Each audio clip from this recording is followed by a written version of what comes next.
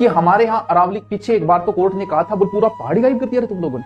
हमारी हाईकोर्ट ने बोलो पहाड़ कहां गया, बोल पहाड़ तो चिप गए सारे। यानी अरावली का क्या चल रहा है, खनन माफिया जो है अरावली को सल्टाने में लगे हुए। कैसे? क्यों? क्योंकि हमें क्या बनाने, मकान बनाने हैं, बजरी चाहिए, जो भी सामान चाहिए वो कहां है।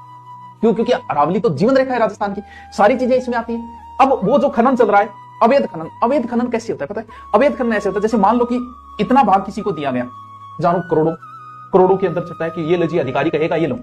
अब अधिकारी है, करोड़ों रुपए का टर्नओवर होता है इसका खनन का, एक एक व्यक्ति लेता है बोली छुटने के बाद। और मान लो कि इतने से इधर भी खुदाई शुरू कर दी, काम तो अधिकारी का बोलते इतना ही खुदाई। अब क्या कह दिया कि 100 मीटर से नीचे तो अरावली में है ही नहीं, तो फिर करो गाइब, जाने दो उनको। क्यों 100 मीटर से नीचे उनका रखना है, जहां ऊंची है उनको रखना है, बाकी तो अरावली में है ही नहीं, तो उसका अवैध खनन शुरू हो जाएगा। अगर अवैध, अब एक बात बताओ भाई, यहां तो इतना भ्रष्टाचार है, बात तो सुप्रीम कोर्ट ने 100 मीटर की कही होगी, 200 मीटर तक भी लोग 90 मीटर ही दिखा देंगे, 200 मीटर वाले भी नहीं बचने वाले हैं। तो क्यों? काम कहां होगा? अधिकारी करेंगे, अधिकारी पास करेंगे, अधिकारी बनने वाले, अधिकारी नापने वाले। क्यों? क्योंकि करोड़ों का है, लाखों देखिए तो आप 200 मीटर को 90 मीटर में कर सकते हो, और खुद गया उसके बाद कुछ होना नहीं है गायब। तो अब लोग क्या करेंगे? अवैध खनन होगा अरावली। अगर खनन हुआ तो फिर बचेगा क्या? क्यों? क्योंकि 80% से ऊपर ही है, 8 या 10 चोटी, बाकी चोटियां सारी नीचे चोटियां तो सारी हम पूरे के पूरे पहाड़ को गायब कर देंगे। पहाड़ उठाने वाले या तो हनुमान जी महाराज थे या खनन माफिया करते हैं, पूरा का पूरा पहाड़ी हम गायब कर देंगे। तो फिर क्या होगा? अब देखो क्या होगा नुकसान। अगर अरावली में यह फैसला हुआ तो नुकसान क्या होगा? इधर मरुस्थल जाने से कौन रोक रहा है? सर अरावली रोक रही। पूरा राजस्थान जिस वजह से मरुस्थल के नाम से जाना जाता है, अरावली अगर कटी तो पूरा राजस्थान मरुस्थल हो जाएगा। गर्म हवाएं भी उस साइड की ओर जानी शुरू हो जाएंगी। बंगाल की खाड़ी से इधर से होते हुए जो मानसून आता है उसे अरावली रोकती है।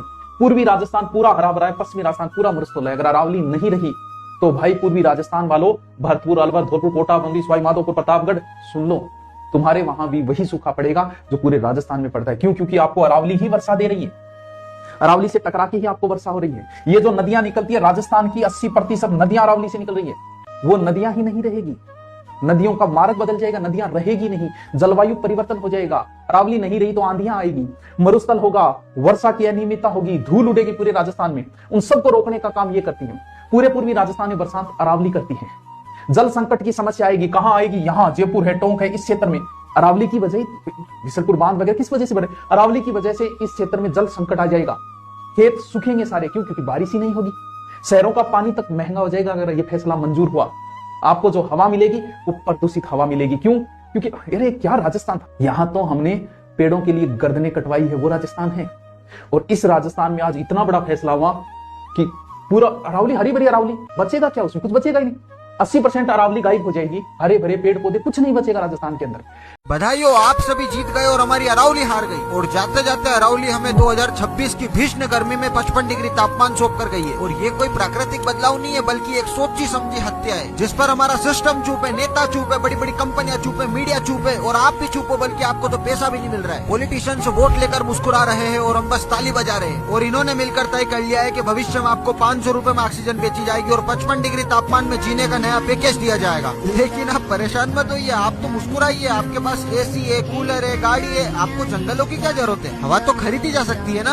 अरे शर्म आनी चाहिए, लेकिन आपको नहीं आएगी, क्योंकि हम पूछते ही नहीं है कि हम वोट किस आधार पर दे रहे हैं। नारे देखकर, धर्म देखकर या अपने बच्चों का भविष्य गिरवी रखकर। अरे सनातन नारा नहीं है, सनातन पहले था, आज है और हमेशा रहेगा। हवा, पानी, जंगल, मिट्टी, ये सब सनातन है और यही जीवन है। और हम इसी सनातन को विकास और वोट के नाम पर खत्म कर रहे हैं। अब एक बार आप सभी सोच कर देखो कि वोट भविष्य के लिए था या विनाश के लिए था। आज चुप रहे तो कल आपसे बच्चे पूछेंगे कि तब रोका क्यों नहीं आपने। दोस्तों, मैं अपने भारत को फिर से सोने की चिड़िया बनते हुए देखना चाहता हूँ, लेकिन ये सपना मेरा अकेले के देखने से पूरा कभी नहीं होने वाला। और अभी तक मैंने 14 लाख से भी ज्यादा पेड़ लगाए हैं, और जो भी इंसान मुझे फॉलो करता है मैं उसके नाम से एक पेड़ लगाता हूँ। ये मेरी तरफ से एक गिफ्ट है। ध्यान रखना, आपका फॉलो मेरे लिए सिर्फ संख्या नहीं, एक ताकत है। और मैं अपने सोशल मीडिया की ताकत का सही इस्तेमाल करूंगा और भविष्य में बड़े बड़े मुद्दों पर आवाज उठाऊंगा, ताकि अपने पर्यावरण को नुकसान होने से बचा सकूं। और अगर आप चाहते हो कि हमारा भारत भविष्य में सांस ले सके तो आज इस वीडियो को दबा के शेयर करो और एक स्टोरी लगाओ, ताकि ये बात देश के कोने कोने तक पहुंच सके।